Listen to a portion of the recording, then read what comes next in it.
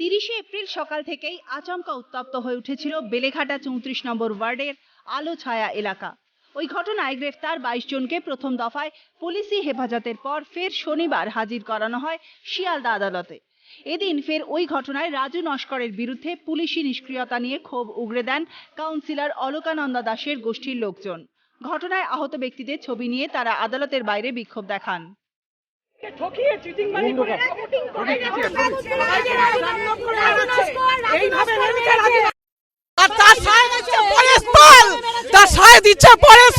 তিরিশে এপ্রিল বেলেঘাটার আলোছায়া এলাকায় প্রবল ভাঙচুর চলে তৃণমূল নেতা রাজু নস্করের অফিস এবং গাড়িতে। খবর পেয়ে ঘটনাস্থলে ছুটে আসেন বেলেঘাটা তৃণমূল কংগ্রেস বিধায়ক পরেশ পাল। অভিযোগ, তার উপস্থিতিতেই রাজু নস্কর গুলি চালায় হামলাকারীদের। অভিযোগ, পরপর 3টি গুলি চালানো হয়, গুলি লাগে টিঙ্কু দাসের। এছাড়াও 4 থেকে 5 জনকে বেধড়ক মারধর করা হয় বলে অভিযোগ। যদিও সমস্ত অভিযোগ সেদিনই অস্বীকার করেছিলেন রাজু নস্কর।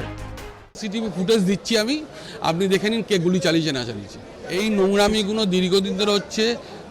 থানায় ডায়েরির পর ডায়েরি হয়েছে, থানার ডায়েরির পর ডায়েরি হয়েছে। আমরা কোনো গন্ডগোলের মধ্যে জড়াই না। আমাদের নেতা হচ্ছে পরেশ দা, আমাদের নেতা হচ্ছে সুদীপ বন্দ্যোপাধ্যায়।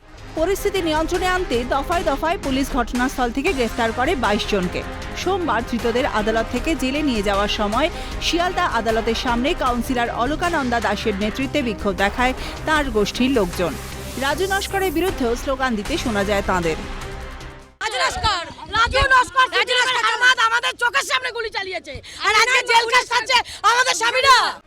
জেল হেফাজত শেষে শনিবার ফের শিয়ালদা আদালতে হাজির করানো হয় ওই 22 জনকে।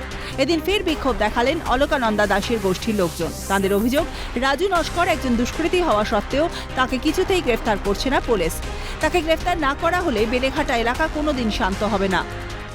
আজকে 6 দিন হয়ে গেল আমার বড়া লালবাজারে পিসি খাচ্ছে। রাজু নস্কর আমাদের বাড়িতে যখন কিছু হয়, থানা বেলেঘাটা থানা আমাদের বাড়িতে খুঁজতে আসে। আজকে 6 দিন হয়ে গেল, রাজু নস্করকে কেন ধরতে পারছে না পুলিশ?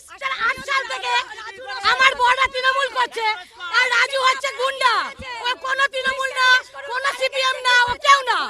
ধরে আমরা সেটাই দেখবো এবারে। এবার তারপরে আমরা যা স্টেপ নেব, দেখা যাক কি হয় এবারে। নালে বলুন না, একটা মেয়েকে রাস্তায় ধরে মেরেছে, তাও পুলিশ কিছু করেনি।